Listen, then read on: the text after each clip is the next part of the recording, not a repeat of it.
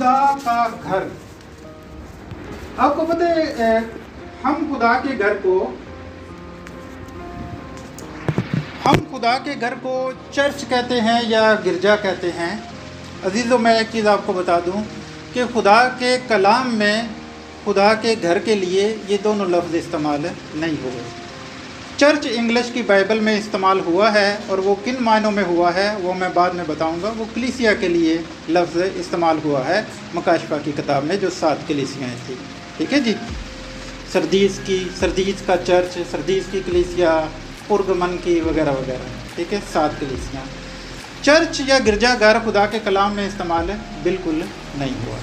आज हम देखेंगे कि खुदा के घर के जो खुदा के कलाम में जो नाम हैं वो क्या क्या हैं, ये भी हम सीखेंगे। पहला लफ्ज़ खुदा के घर के लिए इस्तेमाल किया जाता है वो है खुदा का मक़दस। कलाम में लिखा है, ख़ुरूज की किताब 25 बाब और उसकी 8वीं आयत में लिखा है ये खुदा का मक़दस है, जहाँ हम इबादत करने के लिए आते हैं। दूसरा, इसके लिए आज मैं कलाम तो लंबा है, टाइम को मद्देनज़र रखते हुए मैं कोशिश करूँगा इसको रिड्यूस करने की। दूसरा, इसके लिए जो खुदावंद के कलाम में खुदा के घर के लिए लफ्ज़ इस्तेमाल हुआ है वो है मस्कन, खुदा का मस्कन। ख़ुरूज की किताब 25 बाब पर उसकी 9वीं आयत में ये लफ्ज़ मस्कन खुदा के घर के लिए इस्तेमाल हुआ है। इसी तरह इस घर के लिए एक और लफ्ज़ भी हम आम तौर पे देखते हैं, हैमा, खुदा का हैमा। उस दौर में क्या होता था कि मिट्टी के या वो घर नहीं, पक्के घर नहीं थे होते, लोग झोंपड़ियों में रहते थे, टेंट में रहते थे। तो इसलिए खुदा का घर भी एक टेंट में बनाया गया, यानी हैमा इज्तिमा, हैमा। ख़ुरूज की किताब 33वें बाब और उसकी 8वीं आयत में ये सारा आप पढ़ सकते हैं। इसके अलावा इसको हैमा ही नहीं बल्कि हैमा इज्तिमा, जहाँ पे लोग जमा होते थे, जिस खैमा में, उसको हैमा इज्तिमा कहते थे। ये लफ्ज़ भी खुदा के घर के लिए इस्तेमाल हुआ है। इसके अलावा खुदा के घर के लिए और लफ्ज़ भी हैं, जैसे कि मस्कन शहादत। ये लफ्ज़ इसलिए खुदा के कलाम में इस्तेमाल हुआ मस्कन शहादत क्योंकि खुदा के अहद का संदूक जो था वो उस घर में था। अहद का संदूक उस घर में था। आपको पता है अहद के संदूक में 3 चीज़ें थी। एक तो 10 अहकाम की तख्तियाँ थी, इसके अलावा हारून की लाठी थी जो सूखी हुई थी लेकिन बाद में उसमें बादाम के फूल की कलियां निकल आई थीं। इसके अलावा मन का मर्तबान भी उसमें था। तो इस वजह से, इस बॉक्स की वजह से इसको मस्कन शहादत या हैमा शहादत भी कहा जाता है। और ये हवाला आपको मिल सकता है ख़ुरूज की किताब 38 बाब और उसकी 21वीं आयत में। इसके अलावा गिनती में भी आप ये हवाला पढ़ सकते हैं। इसके लिए कलाम में एक और लफ्ज़ भी इस्तेमाल हुआ है जो कि सबको मालूम है, हैकल। आपको पता है हैकल कितनी हैकलें थी? 3 हैकलें का जिक्र कलाम में मिलता है। एक तो पहली हैकल तो वो जो कि सुलेमान ने बनाई थी। अभी मैं हैमा से बाहर निकल आया हूँ, हैकल की तरफ आ गया हूँ। पहली हैकल जो कि सुलेमान नबी ने बनाई थी। इसके अलावा हैकल जो थी वो ज़रबाबल की हैकल भी एक मशहूर है, जो कि उसने जब वो असीरी से वो लोग आते हैं तो दोबारा से उसकी वो तामीर करते हैं। इसके अलावा तीसरी हैकल जो थी वो हेरोदीस बादशाह ने बनाई थी। हेरोदीस बादशाह ने बनाई थी, जो कि 17वीं ईस्वी में बाद में उसको ढा दिया गया था। तो हैकल जो है वो 3 हैकलें जो है। इसके लिए यह है कि कोहे मूरिया एक पहाड़ है, ठीक है, तीनों उसी पे बनाई गई, ठीक है जी। और 3 हैकलें। आजकल उस जगह का जो नाम है वो हरम अल शरीफ, अरबी का वो मेरी ज़ुबान पे नहीं चढ़ रहा, हरम अल शरीफ, उसमें ये मतलब, ठीक है जी। आगे हम सीखेंगे कि खुदा के जो घर है इसके लिए एक और लफ्ज़ भी यूज़ हुआ है जिसे कहते हैं खुदा की जलाली तख्तगाह। खुदा की जलाली तख्तगाह। जब हम खुदा के घर में जाते हैं तो ये खुदा का जलाली तख्त होता है जिसमें हम बड़ी आजिज़ी के साथ उसकी हुजूरी में हाज़िर होते हैं। ये खुदा का तख्त लगता है।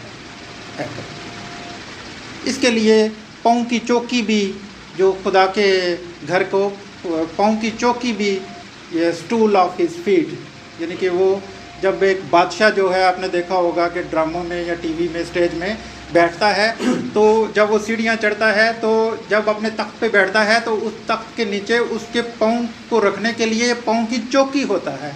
तो हम अक्सर अपनी दुआओं में भी कहते हैं कि हम आपके पाँव की चौकी में खुदा हाज़िर हुए हैं, तो इसके लिए हम वो लफ्ज़ भी यूज़ करते हैं। तो अब हम देखेंगे कि खुदावंद के कलाम में से कि जब खुदा का घर तमीर होता है, ठीक है जी, खुदा के घर को तमीर जब किया जाता है, क्योंकि आज भी ये घर जो है, ये कमरा जो है वो खुदावंद के घर के लिए महसूस हुआ है। तो मैंने इसी वजह से जब मेरी पास्टर साहब से बात हो रही थी, तो मैंने इसी मौजू को मैंने सूट समझा कि यही मौजू अच्छा रहेगा। यकीनन इस घर की वजह से जो कि भाई शहबाज ने ये इबादत के लिए दिया है, इनको और इनकी मिसेस को खुदावंद बरकत दें, ठीक है जी, आमीन। तो खुदावंद के घर की तमीर हम देखेंगे। खुदा जो है, आपको पता है कि शुरू में जब खुदा ने सारी चीज़ें बनानी शुरू की, तो क्या हुआ कि खुदा सिर्फ कलाम करता था और चीज़ें वजूद में आती गई। जैसे कि खुदा ने कहा कि अंधेरा अलग हो जाए, रोशनी अलग हो जाए, ऐसा ही हुआ। पानी था सारा, ठीक है जी, पानी अलग हो जाए, खुश्की का हिस्सा आ जाए। तो खुदा जैसे जैसे कलाम करता गया, चीज़ें वजूद में आती गई। खुदा का कलमा जैसे जैसे खुदा बोलता गया, सब चीज़ें वजूद में आती गई। तो क्या खुदा अपने मुंह से बोल के ये नहीं था कह सकता कि मेरे लिए घर बन जाए? यकीनन खुदा कलाम करके अपना घर बना सकता था। फिर खुदा ने हम ही लोगों को ही क्यों कहा कि हम खुदा का घर बनाएं? अजीज़ों, इसमें भी खुदा की एक हिकमत थी, ताकि हम खुदा के घर की इज़्ज़त को बरकरार रखें। हम जाते हैं ना जब चर्च में, तो हमारा ध्यान ही चर्च की इबादत में नहीं होता। तो हम एक तो च्युइंगम मुंह में होती है, जब हम बाहर निकलते हैं वो च्युइंगम जो है वो कुर्सी के नीचे चिपका के चले जाते हैं, ऐसा भी होता है। फिर वो जो दरियाँ होती हैं, जहाँ तो कुर्सियाँ पड़ी हुई हैं, तो दरियों के धागे खींचते रहते हैं। जब हमारे पैसे जो हैं वो खुदा के घर के लिए इस्तेमाल होते हैं, तो हमें इसकी कदर होती है। हम उस वक़्त इसकी इज़्ज़त करते हैं, इन चीज़ों की कदर करते हैं। तो खुदा ने चाहा कि हम जो है वो खुदा का घर बनाएं। पहले मूसा को ये हुक्म हुआ कि मेरे लिए तू खेमा बना, मेरा घर बना, ताकि मैं उसमें क्या करूं? सुकूनत करूं। खुदा खुद भी तो ये बना सकता था ना, लेकिन उसने हारून और मूसा को ही क्यों ये कहा? इसलिए कि हम उस घर की, उस खुदा की हैकल की इज़्ज़त करें, एहतराम करें। उसके अंदर दाखिल कैसे होना है, खुदा के घर में फालतू बात नहीं करनी है, खुदा के कलाम को सीखना है, सुनना है। ये सारे कवानीन जो हैं खुदा के घर में, इसके लिए खुदा ये भी चाहता है कि जब हम खुदा के घर में यानी खुदा की हैकल में आएँ, बहुत सारे नाम मैंने खुदा के घर के लिए इस्तेमाल किए जो कि कलाम में से मैंने लिए। तो जब हम खुदा के घर में आएँ, तो खुदा के घर के लिए हम अच्छे तोहफे लेके आएँ, अच्छे तोहफे लेके आएँ खुदा के घर के लिए। यानी कि कोई ऐसा गिफ्ट जो रद्दी गिफ्ट होता है, वो खुदा की हजूरी में कभी भी न लेके आएँ। आपने देखा होगा कि बच्चों की सालगिरह होती है, इनवाइट किया जाता है दूसरे बच्चों को, बच्चे जो हैं अपने दोस्तों को बुलाते हैं, और कभी कभार ऐसा इनविटेशन भी आता है कि उनके वालिदैन भी उनके साथ जाते हैं केक काटने के लिए और उसकी खुशी में शरीक होने के लिए। और हमारी ये कोशिश होती है कि जिस बच्चे की सालगिरह है उसके लिए अपने बच्चे को इतने पैसे दिए जाएं कि वो अच्छा गिफ्ट लेके उसके पास जाए और उसको अच्छा गिफ्ट दे। हम ऐसा करते हैं, तो क्यों ना जब हम खुदा की हजूरी में आएँ तो खुदा के घर में जो हम हदिया नजराना दें वो अच्छा दें। कुछ लोग, मैं खिदमत कर रहा था कश्मीर में, वैसे तो मैंने खिदमत का जो काम था ये 99 से स्टार्ट किया था और उस वक्त से मैं खिदमत में हूँ, तरह बतरह मैं खिदमत कर रहा हूँ। और सेमिनरी 2018 में मैंने मुकम्मल की थी, लेकिन उससे पहले, बहुत पहले मैं खिदमत में था। तो मैं एक प्रोजेक्ट कर रहा था गुलपुर हाइड्रो पावर। ये एक छोटा सा डैम था, 102 मेगावाट का एक प्रोजेक्ट हमने लगाया था कश्मीर में। तो वहाँ एक पास्टर साहब थे, उनके साथ मिल के मैं खिदमत करता था उसी चर्च में। तो पास्टर साहब मुझे बता रहे थे कि एक दिन हदिया निकाला तो उन्होंने मुझे एक नोट दिखाया, 50 रुपये का नोट, और वो 2 टुकड़े था, यानी सेंटर में से कटा हुआ था।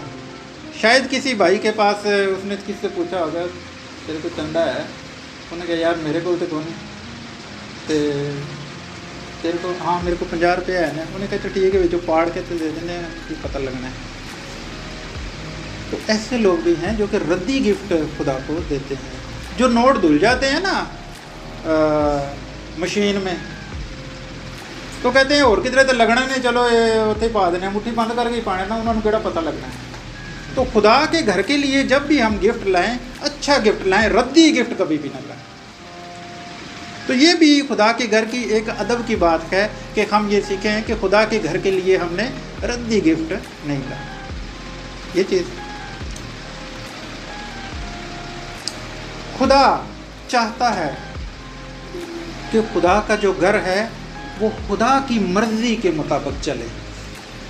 खुदा क्या चाहता है कि खुदा का घर खुदा की मर्ज़ी के मुताबिक चले। खुदा के घर में हम क्या करते हैं? प्रस्तश करते हैं, खुदा की इबादत करते हैं, कलाम को सीखते हैं, वगैरह वगैरह। लेकिन जब हम खुदा के घर में जाते हैं तो क्या कहते हैं कि खुदा की मर्ज़ी से नहीं बल्कि मेरी मर्ज़ी ना चलना चाहिए। चलो मेरी मर्ज़ी नहीं पूरी होनी, फिर साड़ी वक्री कलीसिया जे, फिर असा होर किधरे कमरा बना लेंगे। हम चाहते हैं कि खुदा की मर्ज़ी पूरी ना हो बल्कि हमारी मर्ज़ी पूरी हो। तो भाई खुदा की मर्ज़ी को पूरे होने दो। जब हम खुदा के घर में आए हैं तो खुदा की मर्ज़ी को पूरा होने दो। इसके अलावा जब हम खुदा का घर बनाते हैं, आज टाइम बहुत ज़्यादा हो रहा है, शायद हम लोग लेट भी आए थे, इस वजह से मैं कोशिश करूँगा कि इसको जितना रिड्यूस कर सका। तो जब हम खुदा के घर में आते हैं, खुदा जो है वो अपनी खिदमत के लिए लोगों को खुद चुनता है। खुदा अपनी खिदमत के लिए लोगों को खुद चुनता है। लेकिन हम अपनी मर्ज़ी से भी कभी कभार जो है वो प्रधानमंत्री बन जाते हैं, ठीक है जी, कि नहीं साड़ी मर्ज़ी खुदा दी नहीं, साड़ी मर्ज़ी पूरी हो। नहीं, खुदा की मर्ज़ी को पूरा होने देना है। खुदा जिसको तौफीक देता है उसको अपने जलाल के लिए चुनता है और उसको इस्तेमाल भी करता है। वो कहते हैं कि साड़ी मर्ज़ी नहीं पूरी होनी ना, तो जाओ फिर साड़ी आदिवासी और दूसरी। तो अपनी मर्ज़ी नहीं बल्कि खुदा की मर्ज़ी को पूरा करना है। इसके अलावा हम सीखेंगे, आगे बढ़ेंगे। आपको पता है खुदा का बंदा दाऊद, जो पत्थर से बनाया हुआ घर था, वो बाकायदा तौर पे खुदा की जो हैकल बनाई थी।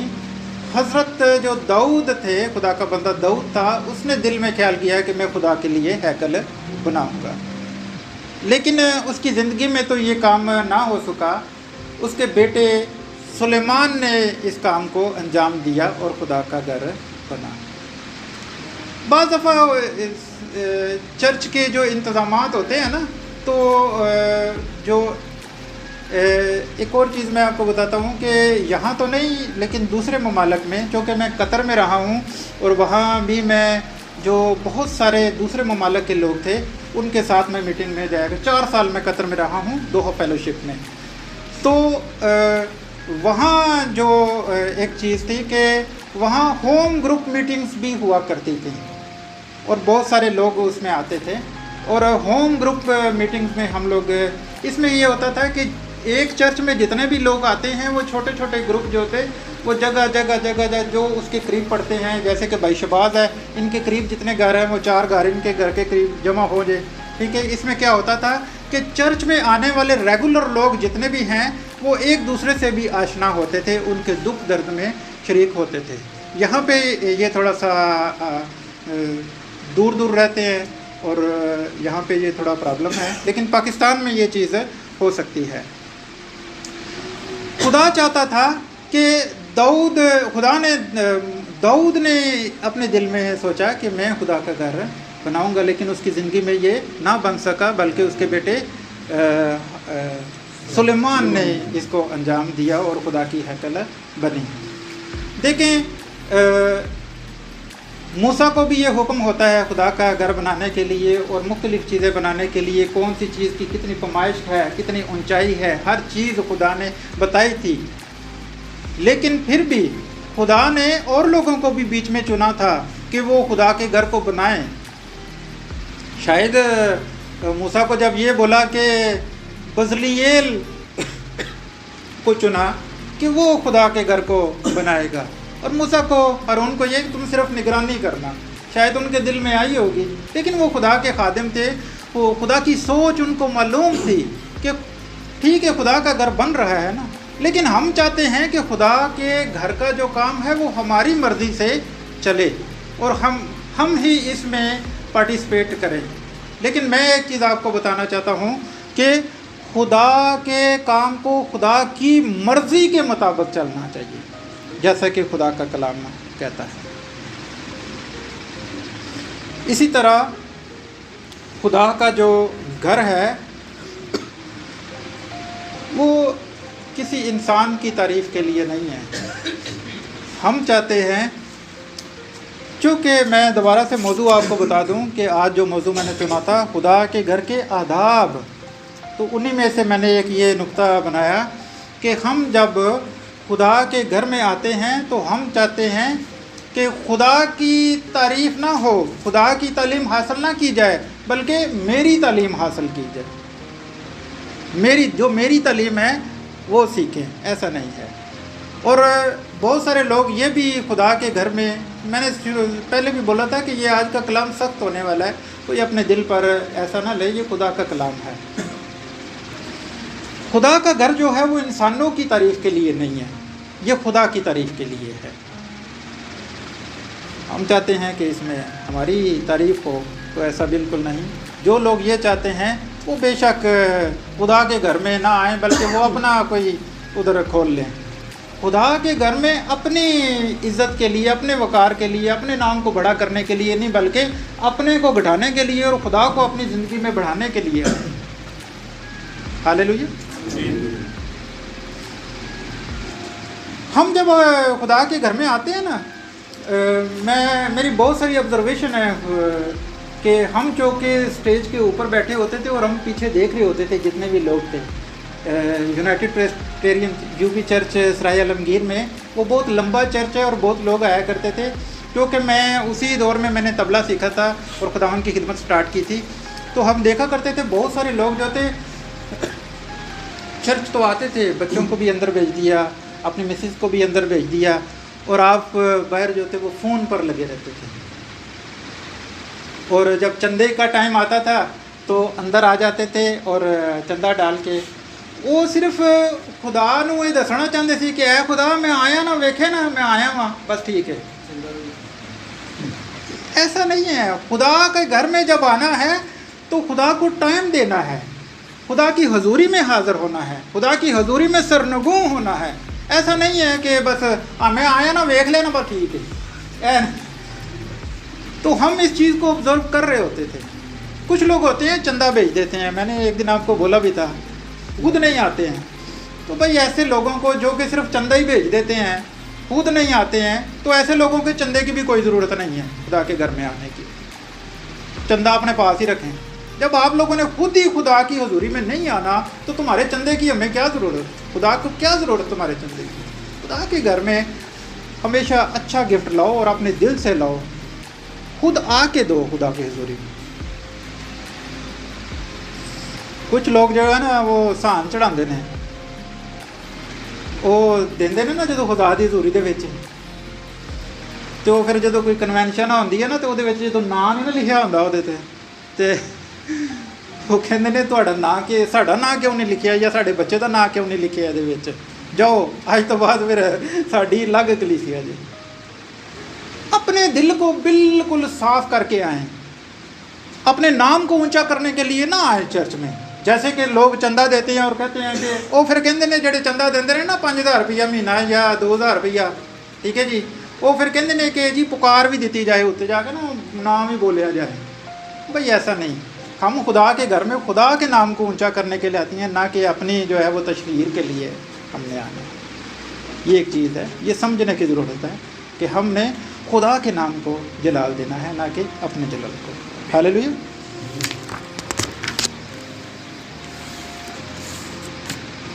मैं पहले भी कह चुका हूँ कि खुदा की हुजूरी में हम जब हदिये नजराने लाते हैं तो वो अच्छे लाने चाहिए, रद्दी गिफ्ट नहीं लाने चाहिए, ठीक है जी। तो मलाकी में एक हवाला लिखा है कि खुदा के घर में जब आते हैं तो अपनी पूरी की पूरी दायिकी खुदा की हुजूरी में लाओ, ठीक है जी। बल्कि ये भी लिखा है कि खुदा कहता है कि तुमने मुझे ठगा है 2 चीज़ों में, हदिये और नजराने में, ठीक है जी।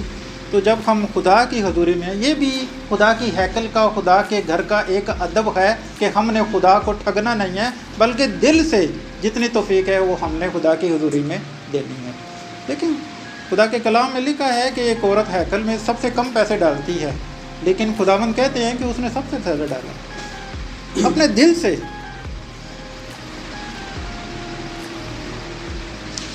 खुदा का घर जो है वो मुकदमात के फ़ैसले करने के लिए भी इस्तेमाल होता है। कलीसियाई मुकदमे जो होते हैं, बजाय इसके कि हम अपने मुकदमे को गैर कौमों में लेके जाएं, क्यों ना हम कलीसिया के बुज़ुर्गों को इकट्ठा करें और उस मुकदमे का फ़ैसला करें। तो खुदा का घर इस मकसद के लिए भी इस्तेमाल होता है। आपने हवाला अगर पढ़ना है तो दूसरी तवारीख में 6वें बाब में आप पढ़िएगा, आपको इस तरह की चीज़ें आपको मिलेगी। ये हवाला आपको मिलेगा कि खुदा की हैकल में मुकदमों के फ़ैसले भी होते थे। हमने जब भी खुदा के घर में आना है तो नहायत ही संजीदगी के साथ, ये आज का जो मेरा जो सरमन है ये बहुत लंबा है, मैं इसको छोटा करने की कोशिश कर रहा हूँ, ठीक है। हम 3 बजे से पहले ख़त्म कर देते हैं, ठीक है। मैं छोटा करने की कोशिश कर रहा हूँ।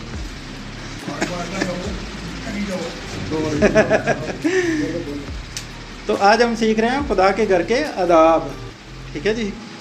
तो खुदा के घर में जब आना है वो दिल की कमज़ोरी के साथ नहीं आना, बल्कि खुशी के साथ आना है, नहायत खुशी के साथ और नहायत ही संजीदगी के साथ। यानी कि मोबाइल भी कढ़ लिया, ठीक है, तो ਉਹਦੇ ਵਿੱਚ मैसेज भी देख लिया, ठीक है। नहीं, जब हमने खुदा की हुजूरी में आना है तो अपने मोबाइल को साइलेंट मोड पर लगा दें, या क्या कहते हैं कि फ़्लाइट मोड पे लगा दें। उसमें फ़्लाइट मोड में यह होता है कि आपको कोई कॉल आती ही नहीं है, ठीक है। तो नहायत संजीदगी के साथ खुदा की हुजूरी में हमने आना है, खुशी के साथ, संजीदगी के साथ, और इसके अलावा हमने खुशी के साथ। हम गीत गाते हैं ना ज़बूर 122 में, मैं खुश होया जदों आखन लगे कि आओ खुदा दे घर चलिए, ओए अज फिर जुमे, अज फिर जाना पैना, अज तो मैच लगे सी, ठीक है। कबड्डी का मैच फाइनल है अज, इंडिया और पाकिस्तान का।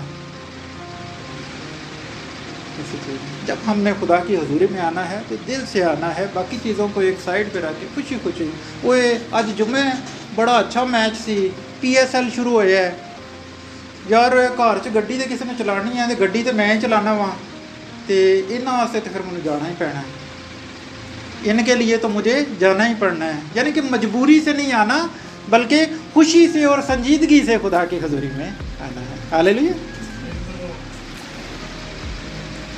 इसके अलावा आखिरी बात करूँगा और फिर खुदावंद के कलाम को हम पाक आराइश के साथ, हमने जब भी खुदा की हजूरी में आना है पाक आराइश के साथ आना है। ये जो एक लफ्ज़ है पाक आराइश, ये बहुत लंबा है, इसके ऊपर पूरा एक सरमन जो है वो हम कर सकते हैं। वो कहते ने जी खुदा दा जड़ा खादम है यानी कि पादरी है जड़ा वो लिबास यार बड़ा टाई शाई तो बड़ा वो खूबसूरत, भाई वो खुद से नहीं होता बल्कि खुदा का हुक्म है उसको कि वो खूबसूरत रहे, खूबसूरत लिबास पहने। आपको शायद पता नहीं है कि काहन का जो लिबास होता था वो एक बादशाह के लिबास से भी ज़्यादा कीमती लिबास होता था। सिर्फ उसका जो सीना बंद होता था काहन के लिबास का, उसमें मुख्तलिफ़ किस्म के 12 पत्थर होते थे और हर पत्थर के ऊपर हर कबीले का नाम लिखा होता था। 12 कबीले थे, 12 कबीलों के नाम लिखे होते थे। ठीक है, 4 लाइनें होती थी, उसका जो सीना बंद होता था 1 2 3 और 4। पहली लाइन में 3 पत्थर, दूसरी में भी 3 पत्थर और 4 तिया 12 टोटल पत्थर होते थे। इसके अलावा वो जो पहनते थे अफूद और जुब्बा और वो बहुत कीमती लिबास उसका होता था। ठीक है जी। तो खुदा के खादम को भी ये हुक्म है कि वो जब चर्च में जब आते हैं तो अच्छा लिबास पहन के आएँ। मैंने एक लफ्ज़ यूज़ किया है पाक आराइश के साथ अब खुदा की हजूरी में आए। तो पाक आराइश क्या है अजीज़ों, बहनों और भाइयों? मैं जब अशाए रबानी का एक याद होगा आपको, मैंने लेक्चर दिया था तो उसमें भी मैंने आपको बताया था कि जब हम खुदा की हजूरी में आते हैं तो अपने आप को पाक करके आते हैं, अपने लिबास को जो है वो पाक करके आते हैं, यानी कि अपनी बॉडी को सारी को हमने कवर करके आना है। जब हमने खुदा की हजूरी में आना है तो पाक आराइश के साथ आना है, कैजुअल नहीं आ जाना। कैजुअल वो जैसे कि इसका मतलब समझा दूं कि घर में जैसे हम लोग वो कपड़े पहनते हैं ना रहने के लिए, वैसे नहीं आना बल्कि एहतमाम के साथ आना है। पूरा हफ्ता उसकी तैयारी करनी है और बाद में फिर आना है इसके लिए। तो हमने खुदावंद की हुजूरी में पाक आराइश के साथ आना है। हालेलुया। तो जब हम पाक आराइश के साथ खुदावंद की हुजूरी में आते हैं तो खुदा हमें बरकत देता है और हम तवज्जो के साथ खुदा का कलाम सीखते हैं, उस पर अमल करते हैं। अजीज़ों, आज जितने भी मैंने ये मौजू जो है खुदा के घर के आदाब, ये बहुत लंबा है। उनमें से मैंने आटे में नमक के बराबर कुछ बातें मैंने चुन के आपको सिखाई हैं खुदावंद के कलाम के मुताबिक। इसको और ज़्यादा प्रीच करने की ज़रूरत है, और ज़्यादा सिखाने की ज़रूरत है। खुदावंद इस कलाम के वसीला से आप सबको बरकत दे। शुक्रिया पास्टर साहब, खुदा आपको भी कौन सा मालामाल करे।